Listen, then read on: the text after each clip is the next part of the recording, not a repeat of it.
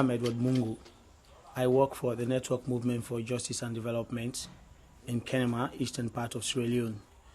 Network Movement for Justice and Development is a Sierra Leonean non-governmental organization that is actually committed to promoting the living standards of poor people through advocacy. One of its main donors is CAFOD.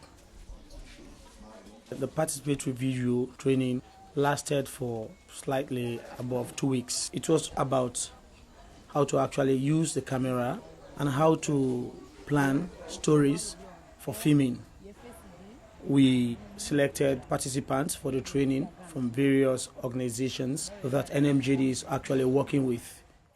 It was amazing that for some of us who have never got the opportunity to use the camera to video, actually we are able to grab the skills and start manipulating the camera, working with it effectively just in 2 days.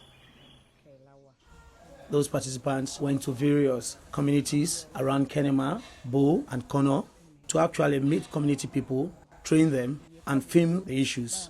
A lot of participants expressed interest in getting trained, but we only selected 20, and they did quite a lot of things. They were able to prioritize their issues, and then they were very happy to go to the field themselves to film those issues.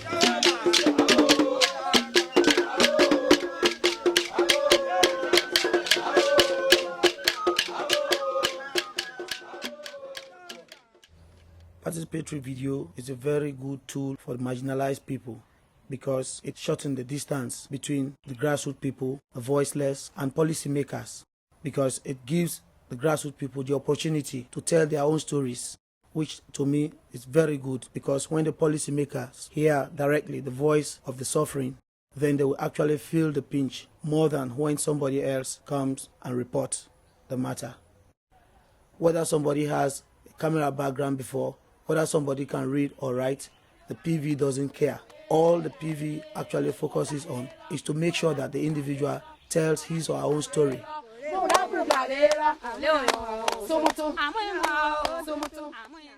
The people have suffered a lot from the past war in Sierra Leone. The war actually left the community entirely devastated. These people are always ready to embrace any development that comes to them. So as a result, they have been very cooperative, and they have been working with me very well.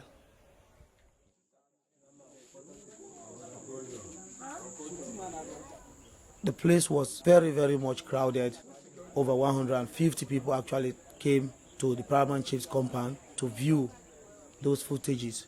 And they were very, very much happy about it. They were very, very much appreciative. You know, one thing that actually touched them most was the fact that their own brothers and sisters were able to use the camera that is so mysterious, you know, that perhaps they will never have an opportunity to ever use. The cameras, together with their accessories like tripod and other equipment, have actually been distributed to the regional offices of the Network Movement for Justice and Development.